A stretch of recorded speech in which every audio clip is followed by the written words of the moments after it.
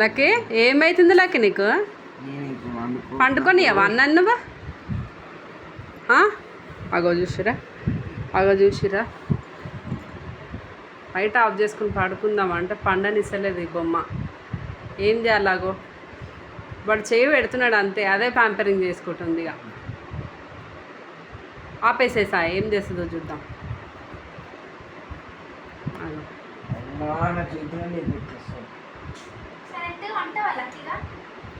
Lucky go sleep lucky పడుకో ఇక చాలు. మేము కూడా వండుకుంటాం, పొద్దున్న ఆఫీస్ పోవాలి మేము. అర్థమవుతుందా?